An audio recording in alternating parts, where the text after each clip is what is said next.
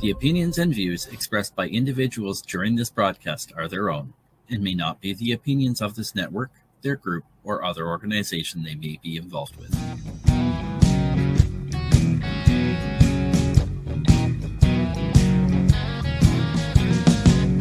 I'm looking at myself, reflections of my mind. It's just the kind of day to leave myself behind. So gently swaying through the fairyland of love. If you'll just come with me, you'll see the beauty of Tuesday evening news. Tuesday evening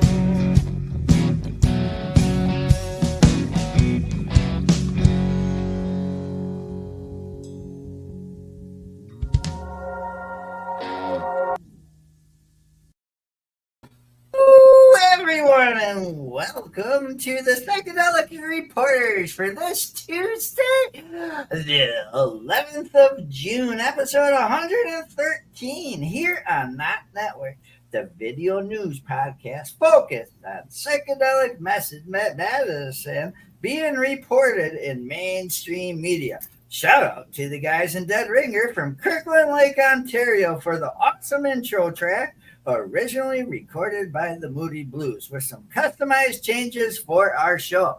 I am joined by my amazing joint host, Tarra Simpson, along with the one and only Bufo Alverius, who has chosen all our stories for us. Hello, Tarra. Well, hello, hobbies, and hello, everyone. I hope you've all had another fantastic week. Like to take a minute to introduce Bufo. He's our Sonoran desert toad, or Colorado mud toad. Did you know he emits DMT from his skin? And while that sounds like fun, park rangers would like to remind everyone, please don't lick that toad. I like toads. Toads are good. Man, it's been a great weekend. Monday was great. Now we're into Tuesday. Summertime. I love summertime. It's heat, music, beaches. Jane says if we're good, we get to go to the beach on either Wednesday or Thursday. Nice. Well, you better behave so you can go to the beach. Yep. Yeah, we want to make a sandcastle, like a big sandcastle. Oh, wow. That'll be cool. I've never done it. I've never done it, and I thought it would be fun. Absolutely. Sandcastles are awesome. You can build like moats and bridges with sticks, and you can do like all sorts of neat stuff. That's so awesome. So I'm going to get right into flashing the news, because we got so busy of a day this evening here on Tuesday. All right. So right away, this story is one that we started from last week, and it's the study of psychedelics may help stuttering. Man, why isn't it showing up now? What the heck? Oh, dirty. Oh, there it is. I was on the picture. It's from High Times magazine that studies psychedelics may help stuttering. Suffer from a stutter? The solution might be psychedelics. And this is written by Thomas Edward. Yeah, I'm super stoked because I actually know somebody who suffers with a stutter and has his whole life. So this is kind of interesting that this could help. A new study published from researchers at New York University found that individuals dealing with a stutter derived some benefit from substances such as psilocybin, the psychoactive compound in magic mushrooms, and LSD. Given the positive effects of psychedelics on conditions like anxiety and depression, which share symptoms with stuttering, we think that investigating the potential impact of psychedelics on stuttering can be a fruitful area of research, said Eric S. Jackson, an associate professor of communicative sciences and disorders at NYU Steinhardt School of Culture, Education, and Human Development, and the lead author of the study. The research published this month in the Journal of Fluency Disorders is the first study to explore self-reported experiences of self-identified stutterers using classic psychedelics. Stuttering poses challenges to social, occupational, and educational aspects of life. Traditional behavioral therapies can be helpful, but the effects are often limited. Pharmaceutical treatments have been explored, and there are no FDA-approved treatments for stuttering. Interest has grown in the potential use of classic psychedelics, including psilocybin and LSD, which have shown effectiveness in treating disorders with similar symptoms: anxiety, depression, post-traumatic stress disorder. The potential effects of psychedelics on stuttering have not yet been explored, Jackson and his team wrote in the abstract study. Stuttering is typically characterized by its symptoms, intermittent disruptions in speech, they added. Interesting. It is interesting. In studying or the possibility of stuttering also triggers anxiety, fear, and shame, which significantly impact quality of life. Negative reactions of listeners, such as teasing or mocking, exacerbate these feelings, complicating the individual's ability to cope with or move forward in speech when stuttering occurs. The speech of stutterers is amenable to change in therapy, but such change is often not durable, with relics of tension, struggle, and avoidance reemerging. Researchers set to achieve lasting changes. Stutterers may benefit from redefining their relationship with stuttering, exploring concepts like openness and self acceptance. There is a pressing need for innovative approaches that support overall being, reduce negative thoughts and emotions, and enhance each of the communication for stutterers. They conduct a preliminary investigation of self identified stutterers who report their experiences taking classic psychedelics on the online messaging forum Reddit before performing a qualitative analysis on 114 publicly available posts, extracting meaningful units and assigning descriptive codes inductively. Huh? The researchers said that their search of Reddit yielded 167 posts and 14 they excluded for lacking first-hand accounts describing others' experience, and 39 for not discussing classic psychedelics. Rather, they discussed ketamine or MDMA. The final sample comprised 114 posts from 104 Reddit distinct users, including multiple contributions from some users, due to 12 users deleting their user's name. The exact number of unique users was estimated to be at least 92. Results reflective of individual percentages were based on 104, they explained. Huh? What? That's crazy. We then deductively organized responses into an established framework of psychedelics, which included behavioral, emotional, cognitive, base belief, and social effects. These effects were subsequently grouped under organizing themes: positive, negative, and neutral, they wrote. A majority of the users, 74%, reported positive overall short-term effects, particularly related to behavior and emotional changes.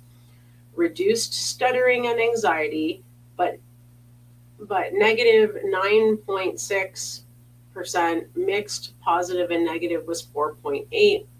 Overall neutral experience was 11.6, were also reported. The results support the possibility that psychedelics may impact stuttering, but caution must be applied when their interpretation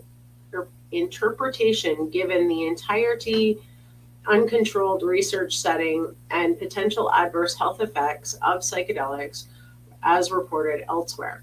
While these results do not encourage the user do not encourage the use of psychedelics by stutterers. They suggest that future work could examine the impact of psychedelics on stuttering under supervised and in clinically controlled settings, the researchers wrote. They explained that the results from the quantitative analysis of self-identified stutterers' experiences of classic psychedelics, providing an initial investigation of the potential impact of psychedelics on stuttering from the perspective of stutterers. Wow, that was a mouthful. The most reported effects among Reddit users, the researchers said, was reduced stuttering, with half of the users reporting a reduction in their stuttering. Users also reported reduced effort, improved speech, and increased speech control while on psychedelics or shortly thereafter, the researchers said. People who stutter are in need of more effective treatments to manage intermittent disruptions in speech communication and also provide relief from distress that accompanies their social experience, such as anxiety, depression, and suicidal ideation. They wrote in their conclusion, to date, there are no FDA-approved pharmacotherapies to treat stuttering. Our study suggests that some users on the internet forum Reddit who self-identified as people who stuttered have reported beneficial short-term outcome. Jackson said that the results support the possibility that psychedelics may impact stuttering, but caution must be applied in their interpretation given the entirety of, we already read that part. Interesting. Now it's just a repeat. While these results do not encourage the users of psychedelics by stutterers, that's just a re-quote. Again, use caution. Right. Thanks, Thomas, for writing that. But that is interesting, and it basically just was a research based off of people's experiences. Right. So now, with having at least that to go on, hopefully we'll see a clinical trial to see if this actually is true or whether it was just coincidence, right? Right. Well, and that's what I like about the clinical trials, is because now you, I guess, when I was younger, I got asked questions about drugs I just started experimenting with, like in school, and some of the stories and whatnot I fabricated a little because I wasn't the most honest kid or anything. So if they were basing a study off of what I told them, it wouldn't have been the true results that they would have got. Right. So we really don't know because it's just self-reported. But in a clinical setting, it would be interesting to see if it is in fact a worthy treatment for it, right? Oh, exactly. Bufo sent me a little note with this next article, okay? And this next article, he's like, hey, we got a lot of patients and viewers that like doing their own meds, okay? Again, I'm going to start off with check out the laws in your state. However, if you are going to do it, carefully find the information, because we're talking about meds here, and so many things could go wrong growing your own mushrooms. Right. And this article comes from Third Wave, and it's Magic Mushroom Spores, What to Know Before You Buy Psilocybin Spores. And this is written by Alina Schmidt. Alina Schmidt holds the journalism degree and is a freelance writer in Austin, Texas. Has found her passions in subjects that strive with self-actualization. Yeah. So this is going to be pretty much a skimming article.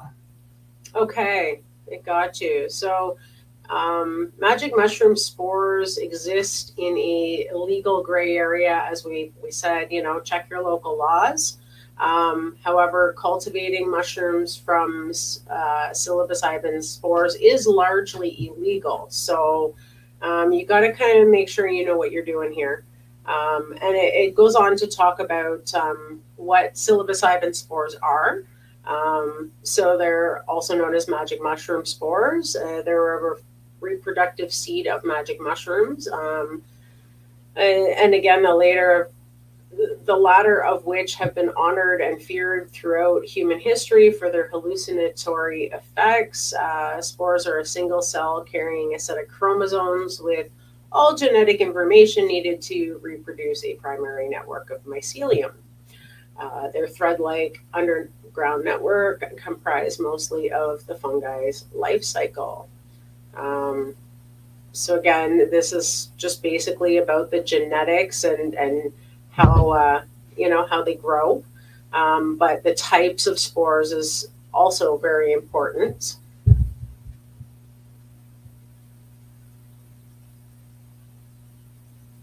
Hello? Oh, so the types of spores, there's different types of spores that can be used, and knowing kind of what you're playing with is what they're getting at here. So there's psilocybin cubensis spores, which are widely available.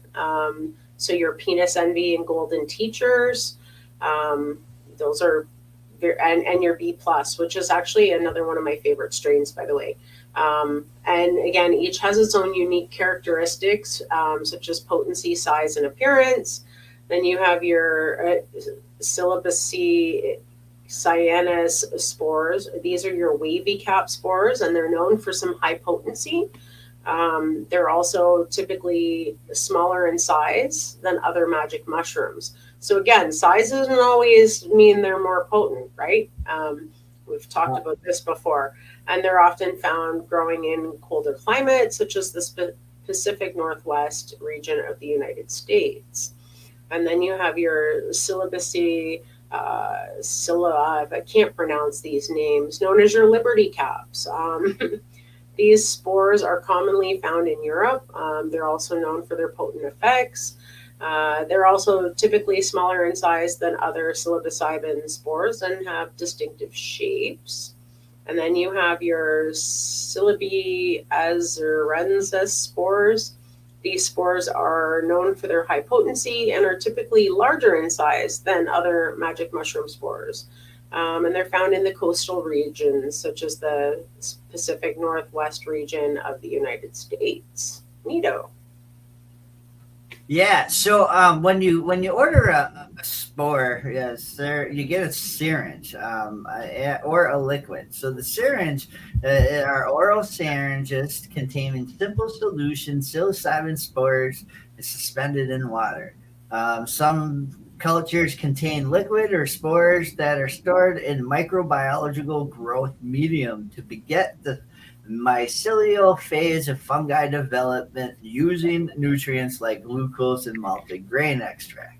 Mycologists generally employ the petri dish for their mushroom studies. So that is how it is able to get sent to you, because you're going to see a print, you're going to get one of these because technically they're legal for microscopical reasons and research. Right. Not for using for meds. So they're made by laying a fresh mushroom cap face down on a mushroom spore print. They leave them overnight. So these are actually just regular mushrooms that they then take the spores out of. It's a great way to learn about mushrooms, collecting spore prints. All right. So the important stuff. You got to figure out what strain you want to buy. Do you want the light stuff? Do you want the golden teachers? Do you want the cobbin with the cubes? Tara and I just read an article about the natal NSSs, and I believe they're in the second or third category because they're not cubes. They're like cyber something or other, and they're stronger than the penis envies. Absolutely. Penis envy, they have their place, don't get me wrong. Golden teachers, they're a beginner. I don't even mess with golden teachers anymore. I really don't find them that great. But I like strains like Blue Meanies, which they talk about here. I also like the B plus, which they talked about earlier. So you need to know your research and kind of, go online and type in a strain. Believe me, there's information out there and they'll tell you. My favorite strain right now are Trinities. We've covered that in other articles. Very, very intense strain, not for beginners, just saying, but it's a triple cross strain. So that makes some sense. So use a reputable psilocybin spore seller. So interesting enough, SporeWorks is quite. People that I have heard have worked with SporeWorks are quite impressed with SporeWorks, but they're only number 4 on the list. Number 1 is the Mushroom Prince, Spore Vision or Spores 101. Well, Spores 101 delivers to U.S. and Canada. Oh, so that's available in my area then, because you're in the U.S., I'm in Canada. So Spores 101. Interesting. All right. So the syringes last about 30 days, often up to 2 years. I have one that's been in the somebody's safe place for like a year yet. It hasn't been used, injected after the one time. I'm curious to see because it's almost a year already. Right. So again, if you're keeping it in like a cool, dark place, it probably is going to be better than the warmer temperatures, which can create bacteria.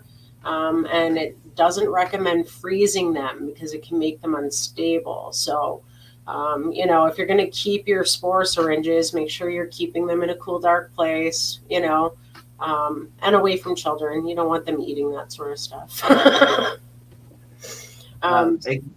Yeah. So it goes on to the legality. I mean, obviously, if you're doing it, you're going to know how your state is, and you probably can't play dumb. All right. Again, we're telling you this just because we want you to do it safely. We're helping you with finding the information because us stoners are lazy. Yeah. So just make sure you're following your local laws for research and development purposes only. Loose lips sink ships. So just don't tell people if you are doing it. Be smart about it. That would be my recommendation. The easiest way to grow about is buy a grow kit. A grow kit is a pre-sterilized grain, a grow bag or container, a light bulb, or for accelerating fruiting, and detailed instructions on how to grow the mushrooms. The only thing that you provide your kit are the spores. Another things they have are grow bags, which is just buy the bag. It already has the grains. You inject it. You wait till it grows. You shake it out or mix it all up, and then you wait till it grows back all white again, and then it will fruit, and then you start topping it, fruit topping, and voila, you'll have at least up to 3 ounces. They don't consider the flushes on these bags, so most bags will say up to 3 ounces or 2 ounces or whatnot, but these are only 3 or 5 pound substrate bags. Interesting. We pretty much covered all pretty much all the. Yeah, it talks about some pricing from different places as we go through it, and again, like how they're shipped for legal compliance, and basically, like do your homework. Right. Again, go to thirdwave.co and just type in /magic mushroom spores, and it'll give you the whole what we just read and everything. But I think that's main important because on most of our other shows here, we talk about the growing of the marijuana and stuff. And we just want everybody to be safe and smart as they learn how to grow meds as the states and legalizations across the globe. Absolutely. I mean, they are looking in most places of, either legalizing or decriminalizing. And again, from a patient's perspective, if you're growing your own medicine, it's medicine. It's not drugs. It's medicine. You're growing your own meds. So I would challenge that under your constitutional laws in your area if you had to. Because again, patients should have access and patients have rights. So this next article that Bufos has just came right after we've been reading about how FDA and all the people are going to sit down and they're going to judge and change and let MDMA come in. They got a kick in the nuts. And this comes from Santa Cruz Sentinel, how selling out helps psychedelic MDMA. And this is written by Lisa Krieger. Yeah. Oh, where'd the article go?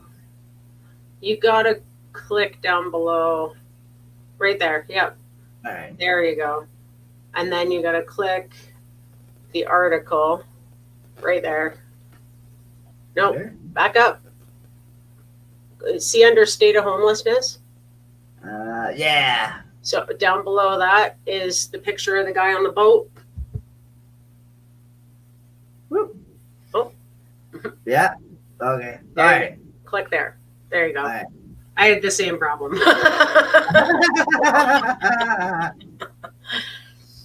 So, Rick Doblin first dreamed of the therapeutic potential of the psychedelic drug MDMA in a hippie house in downtown Santa Cruz in an era where fears of bad trips and ruined lives loomed large in the public imagination.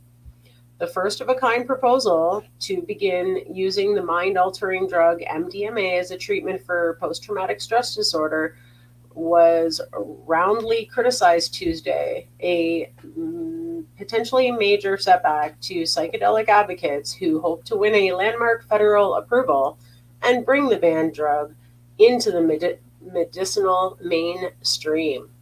A panel of advisors to the Food and Drug Administration voted 10 to 1 against the overall benefits of MDMA when used to treat post-traumatic stress disorder, according to the Associated Press. They cited flawed study data, questionable research conduct, and significant drug risks, including the potential for heart problems, injury, and abuse. It seemed like there were many problems with the data. Each alone might be okay, but when you pile them on top of each other, there's just a lot of question I would have about the how effective the treatment is, said Dr. Melissa Decker-Barone, a psychologist with the Department of Veterans Affairs. The FDA is not required to follow the group's advice and is expected to make a final decision by August. But the negative opinion could strengthen the FDA's rationale for rejecting the treatment. Nonetheless, it's a major step for the controversial drug, also known as ecstasy or Molly, that has long lingered in the shadows of counterculture and has showed promise in highly regulated UC San Francisco-based studies. Oh, it's a long, strange trip. The drug has been transformed. This MDMA is nothing like the illegal stuff shared for free at all-night raves. Rather, it's a prescription capsule made by a San Jose-based biotech company, Lykos Therapeutics, funded by venture capital with patents and profits on the horizon. There's a sense of things coming to potential fruition, said Dublin of the nonprofit group Multidisciplinary Association for Psychedelic Studies, MAPS, founded in a converted 3-bedroom house on Santa Cruz Mission Street that created Lykos Therapeutics. Looking back, I had no idea how long it would take. This feels incredible. Additional psychedelics for therapeutics uses are expected to be reviewed by FDMA in coming years. MDMA is currently classified by the Drug Enforcement Agency as Schedule I drug like heroin with no currently accepted medical use and a high potential for abuse. But a growing number of clinical trials show that MDMA-assisted therapy seems to be effective in reducing symptoms of post-traumatic stress disorder. It's not a classic hallucinogen like LSD. Instead, it is triggering feelings of intimacy, connection, and euphoria. In the initial review of the drug on Friday, ahead of the meeting, FDA scientists wrote that patients who received MDMA and talk therapy showed rapid, clinically meaningful, durable improvements into their PTSD, according to Associated Press. Wow. This is the initial ahead of the meeting. Okay. So something, yeah. So they called the research challenging to interpret because it's difficult to know whether improvement came from the drug or talk therapy. They also raised that several safety concerns included MDMA's heart rest and potential for abuse. Wow. So on that note, having a background in pharmacy, there's a lot of medications doctors can't prescribe for one thing or another for a patient because they have heart issues. So, I mean, what's any different with this? If the patient's heart's good, why can they not prescribe it, right? Right, or they need to sign, if they assign one med, they need to sign another med to counterattack the symptoms of the other med. Right. Whereas taking something like this, I mean, if they're using it medically, I don't see a potential for abuse. They're using it as a medicine. But again, the talk therapy too. We talk about how integration is important with psychedelics, right? You can't just take some mushrooms and everything's magically going to get better. It creates the neural pathways to help you get better, but you still need to do the integrative work. As with any medication, even a pharmaceutical medication, you go for talk therapy for depression, right? When you're on antidepressants. So I don't get where they're coming from there. But anyways, we'll move on. The FDA is due to make a decision by August 11th. If approved, MDMA-assisted therapy would be the first novel treatment for post-traumatic stress disorder, which occurs after exposure to a violent or traumatic event. Antidepressants are now the only approved drug for post-traumatic stress disorder, but fewer than 60% of patients respond to this approach, and only about 20 to 30% of patients are cured, according to a 2009 article in the journal Progress in Neuropharmacology and Biological Psychiatry. MDMA allows you access to these really deep traumatic memories in a way that is not anxiety-provoking. Jennifer Mitchell, a UCSF neuroscientist who led the study being presented to the FDA, told the Mercury News in 2022. Doblin, now 70, who was inspired on the cliffs of Big Sur's Elysian Institute, a cathedral to the personal growth movement, where he attended a workshop in 1982 with LSD researcher Stanislav Grof and some other psychiatrists, believed that in combination with psychotherapy, psychedelics could help some patients reframe a traumatic experience. But former President Nixon's war on drugs stifled that research. He decided it would be more effective to work within the legal system, not outside of it. He founded the scrappy grassroots nonprofit MAPS in 1986 to promote MDMA's study and legalization. The chemical structure of the drug, invented and patented by the pharmaceutical giant Merck in 1912, has long been in the public domain. Isn't that interesting? Right. Doblin adopted an anti-patent strategy, raising money from wealthy donors to fund clinical trials. But donations weren't enough to support MDMA research, regulatory review, and integration into the healthcare system. Under a little-known FDA designation called New Drug Product, exclusively designed to provide companies an incentive to develop drugs that are off patent, Doblin saw the promise of financial returns. The organization rebranded as Lykos Therapeutics and is now ambiguously profit-focused under the leadership of CEO Amy Emerson. Formerly of pharma giants Novartis and Chiron, it has raised about $150 million and grown to over 120 employees. Well, maybe she'll employ a puppet. If its product is approved, Lykos would have the sole rights to commercialize it for 5 years. And that's if FDA approves it. Oh man, I wonder if the one of these scientists that said no, is a buddy of another company up for a decision, dude. Right. Yeah. Meanwhile, cultural norms have shifted. Once fringe practices of yoga, meditation, and mindfulness are now mainstream. Drug laws have loosened with decriminalization efforts in cities such as Oakland, Denver, Seattle, with mental health problems like depression, anxiety, addiction often resistant to treatment. A growing number of pharmaceutical companies are testing mind-altering drugs. MDMA research got the nod from the FDA in 2017 when it was granted breakthrough therapy status, which allows experiments to be fast-tracked. In the UCSF trial funded by Lykos, patients received MDMA as part of an intensive 4-month course of talk therapy lasting more than a dozen sessions, of which 3 involved taking the drug. By the end of one study, 96% of people in the MDMA group improved, and 71% no longer met criteria for post-traumatic stress disorder diagnosis.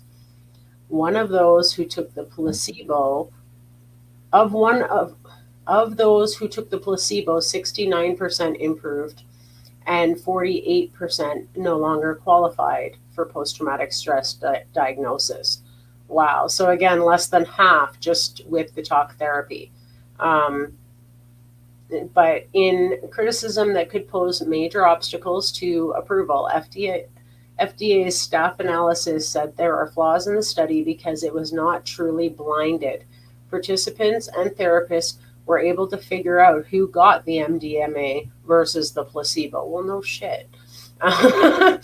Still, retired Army Sergeant Jonathan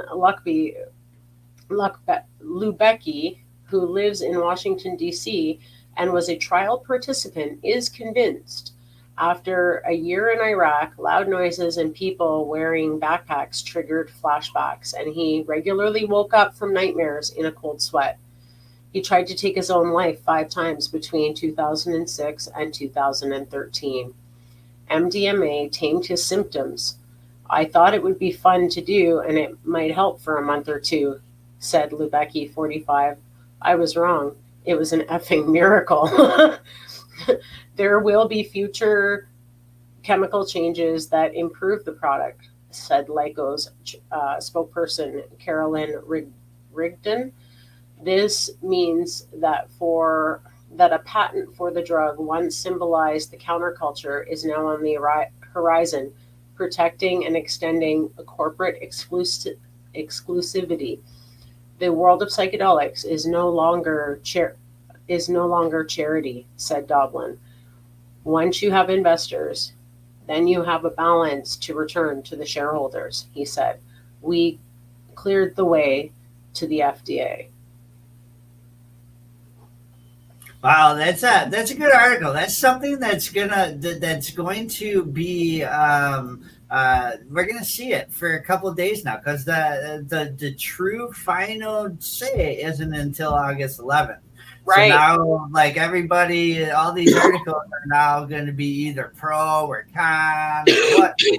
And I was reading other articles, and it seems like that the consensus is, if it didn't say therapeutics, like if it didn't have the part read with the therapeutic counselor, that if then it might have been passed, because then they question, well, the psychologist of this and that, and right, other variables, did it really work, or was it just all talk therapy, right?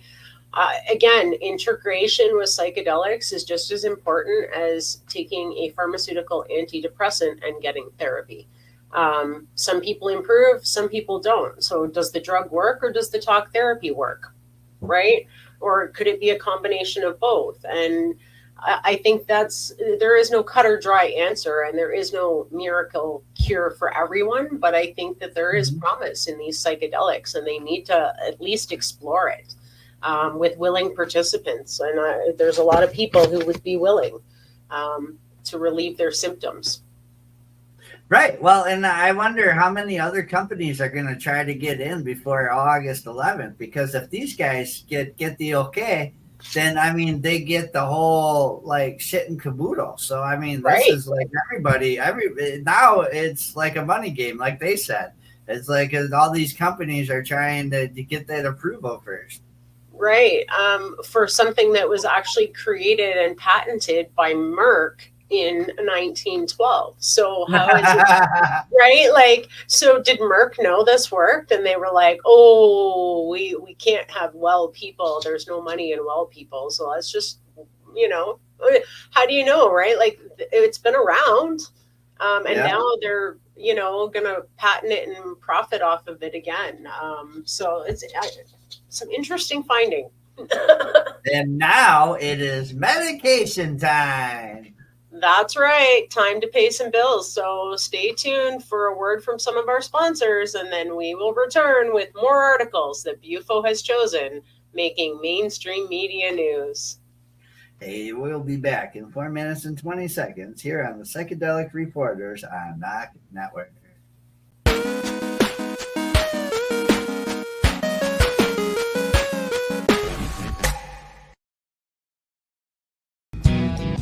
Psychedelic Tuesdays on NOK Network. Tune in at 8 p.m. Eastern Standard Time for Psychedelic Reporters. Bufo Alverius is scouring the newswires for stories being reported in the mainstream media on the psychedelic front and passing them on to hobbies, puppets, and Tarra Simpson so they can bring them to you, our listeners, in this 60-minute video news podcast. Tuesday evening news. Join us for Tuesday evening news each week at 8 p.m. Eastern Standard Time for all your news and information from the world of psychedelic medicine. Follow and subscribe to NOK Network on our webpage, social media, and streaming sites, including YouTube and Rumble.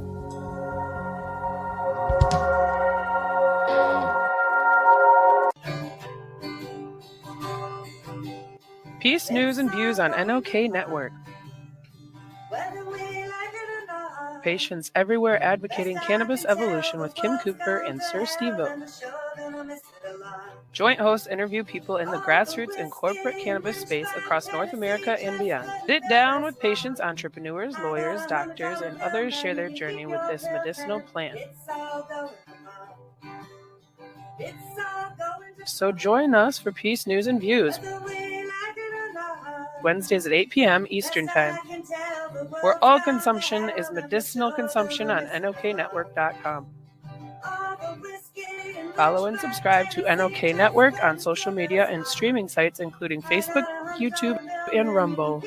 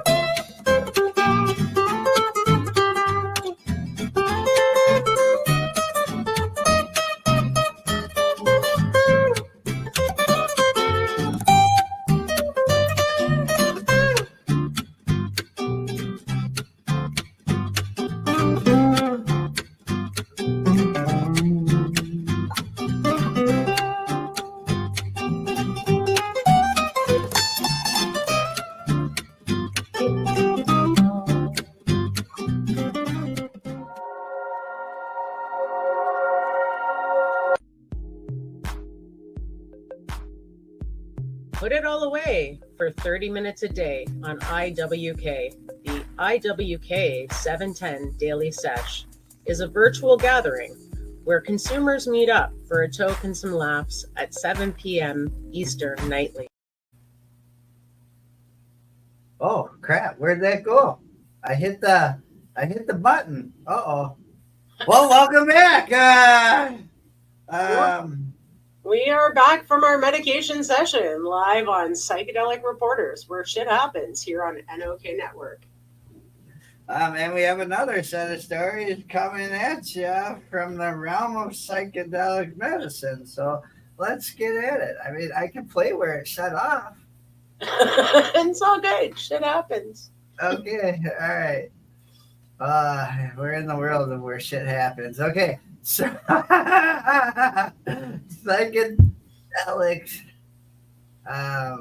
All right. So our next article is how psychedelics, let's pull this up right away, may reduce death anxiety. Oh man. As via panpsychism study suggests. And this is written by Eric Dolan. Oh, I like this guy. Cool.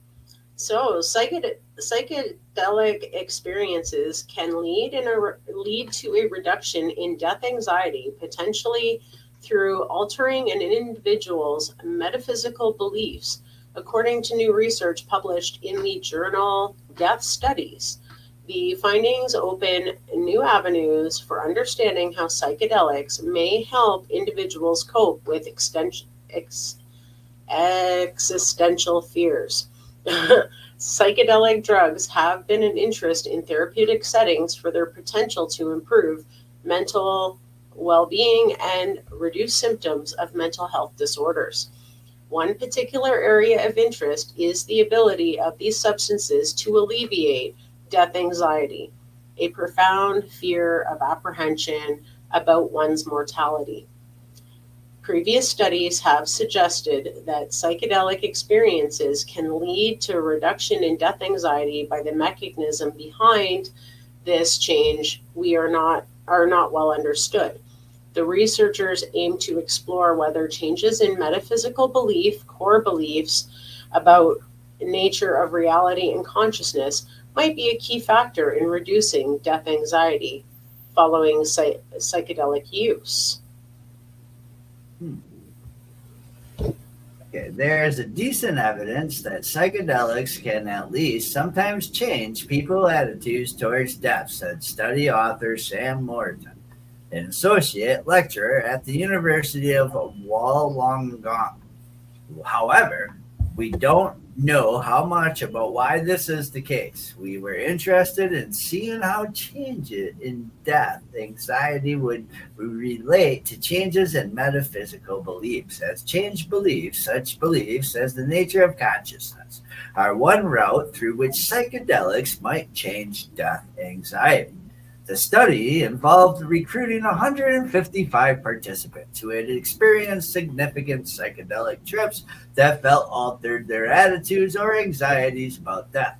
Participants had to be at least 18 years old, fluent in English, and have used one of the classic psychedelics such as LSD, psilocybin, ayahuasca, DMT, or mescaline. Recruitment was done through online platforms and social media, targeted psychedelic-specific groups. The final sample included a diverse group of participants from various backgrounds and regions.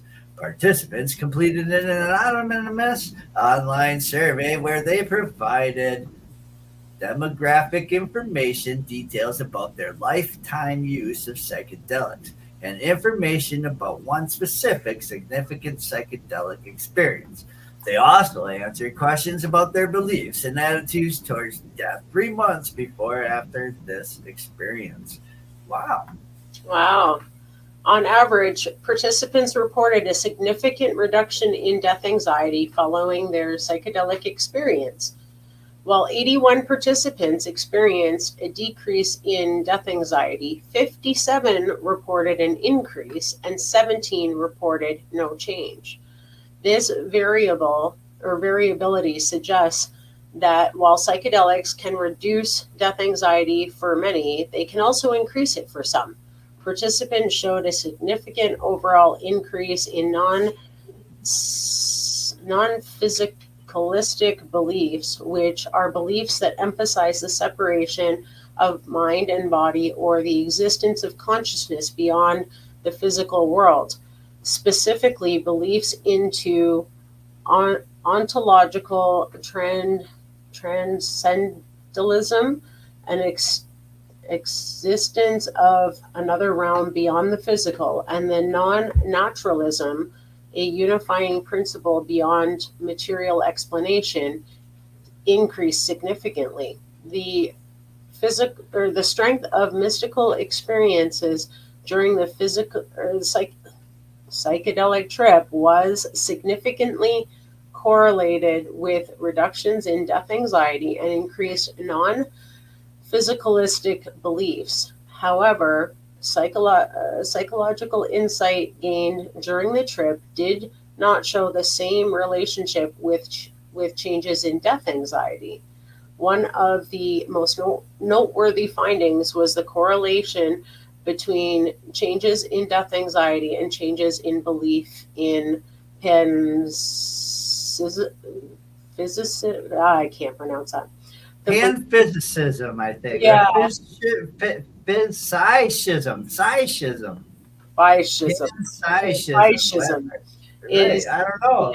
Yeah, the belief in panpsychism, the idea that consciousness is a fundamental quality of all things in the universe, was the only metaphysical belief significantly correlated with reductions in death anxiety. This suggests that believing in a form of consciousness that extends beyond physical death may help alleviate fears of non-existence. Positive changes in death anxiety were most strongly related to changes in panphysics, which is a metaphysical position that suggests the consciousness within everything. Morton told Psych Post, positive changes in death anxiety were also related to the strength of the mystical experiences induced by psychedelics. However, overall changes in death anxiety participants was not strongly related to changes in metaphysical beliefs as we thought. Many of the correlations between changes in specific metaphysical beliefs and changes in death anxiety were non-significant. So either metaphysical beliefs may not play a strong role in why psychedelics typically change death anxiety, or we need to look at different metaphysical beliefs, perhaps beliefs that more explicitly refer to the possibility of life after death. Despite this promising findings, the study has several limitations. The retrospective nature of the study means that participants' recall accuracy could be biased by their current beliefs and attitudes. Additionally, the study's cross-sectional design limits the ability to establish causal relationships between psychedelic experiences. Changes in, oh my God, where'd the thing go?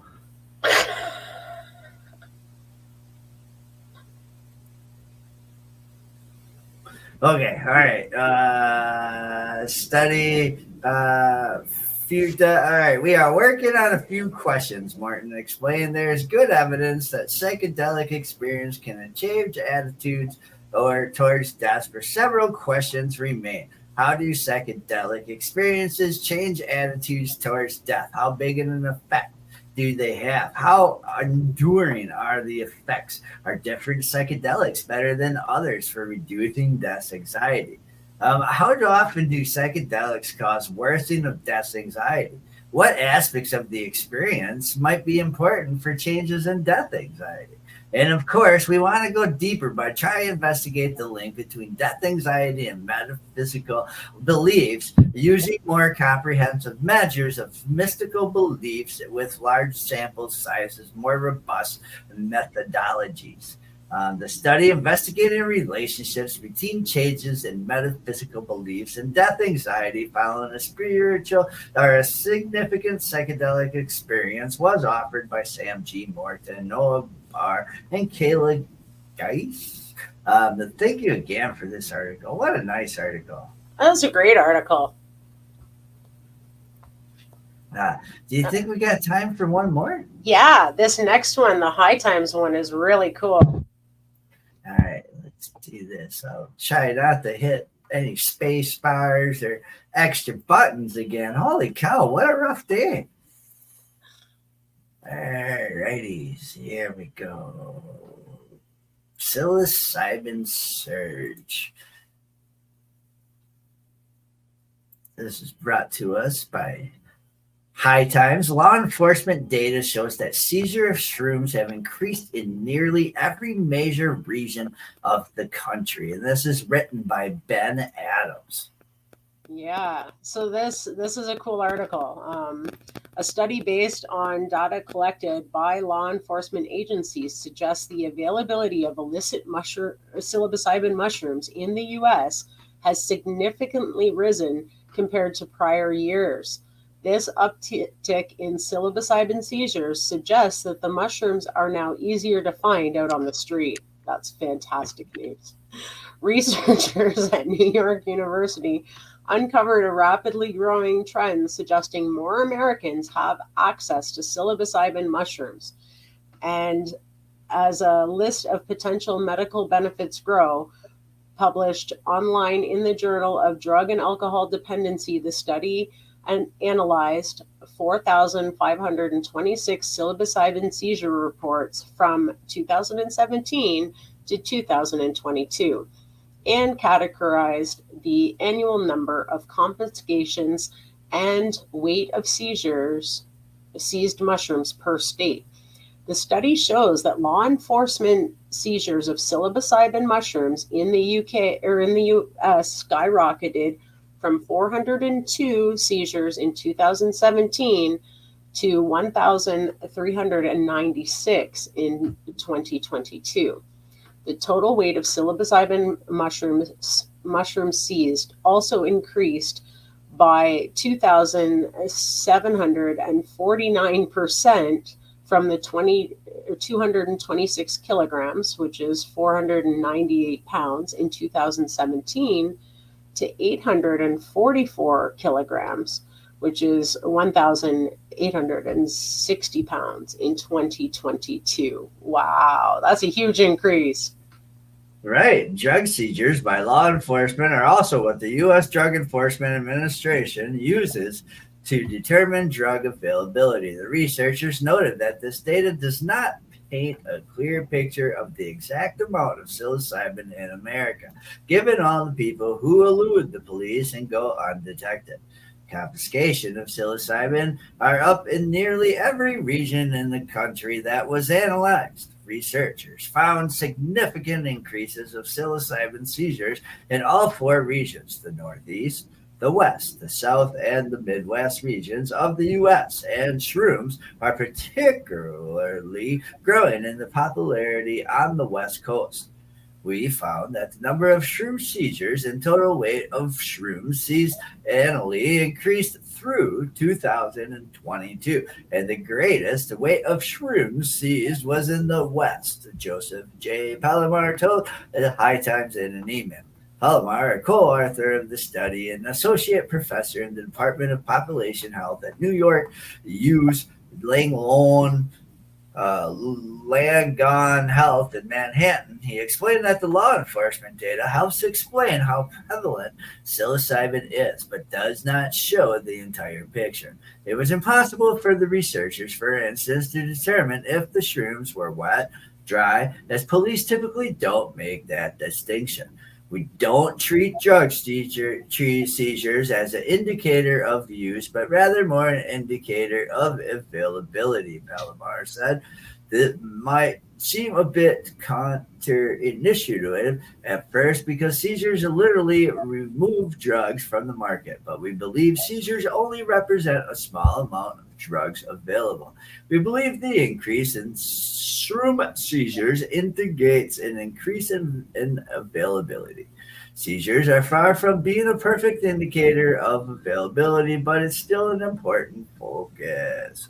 Self-reported data on psychedelic use is very limited, but earlier research indicates psilocybin is the most consumed plant-based psychedelics in the U.S. This, of course, includes cannabis, which some may consider to be mild psychedelic.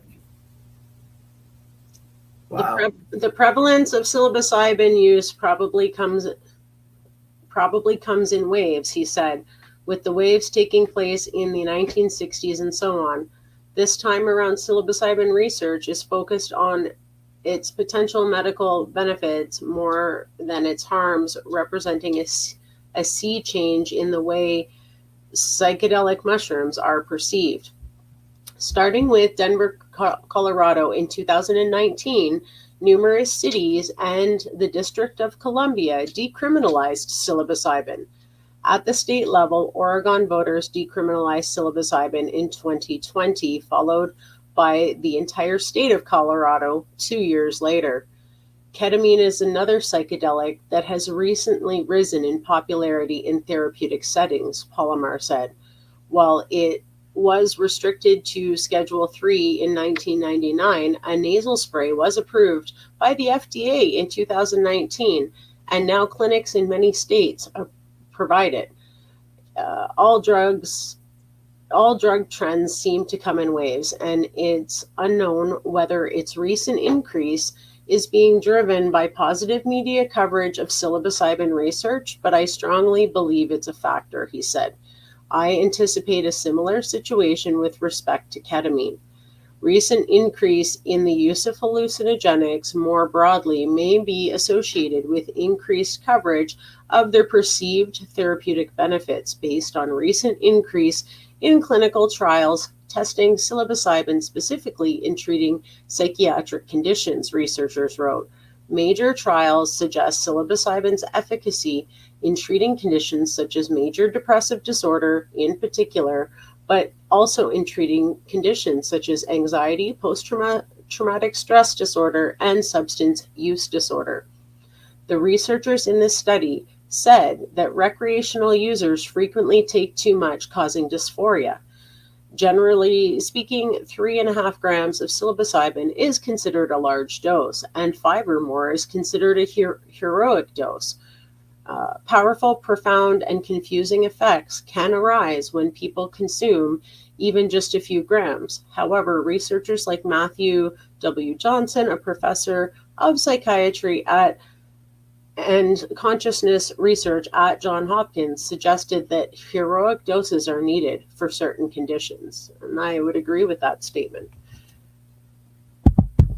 Man, that was a good article. That was a fantastic one. I love the fact that they researched whether the use of them is on the rise. And I mean, how do you judge that? Well, by how many busts there are and how much more of an increase in product is out there. If there's an increase in product, that means there's an increase in demand, which means people are using it.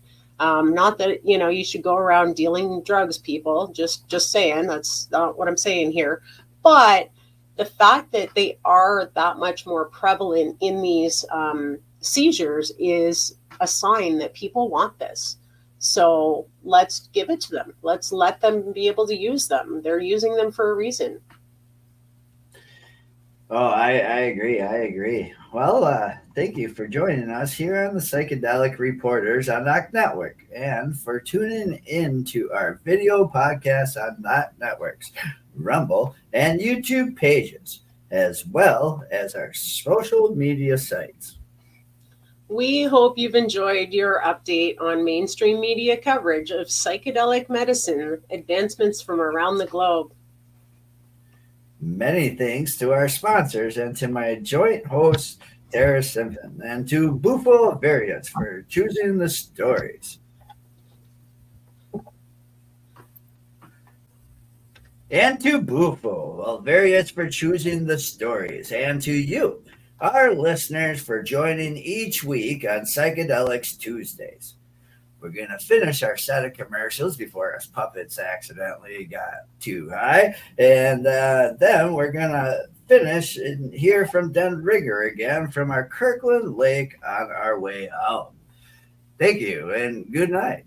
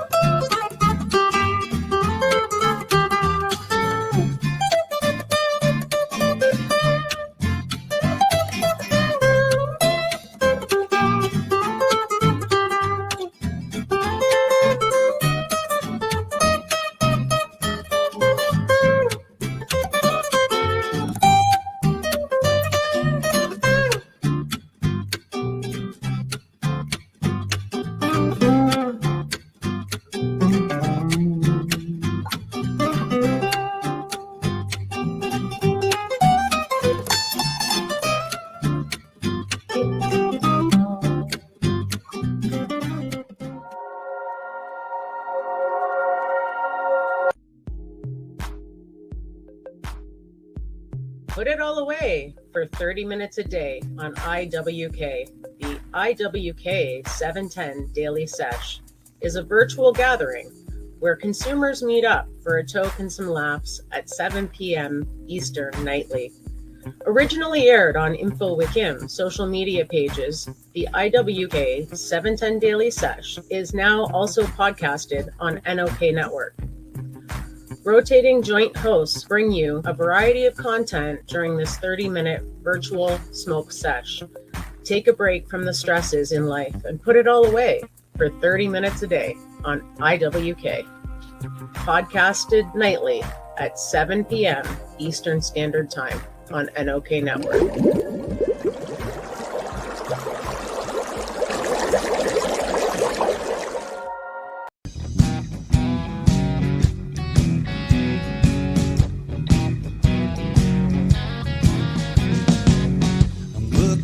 Myself, reflections of my mind. It's just the kind of day to leave myself behind. So gently swaying through the fairyland of love. If you'll just come with me, you'll see the beauty of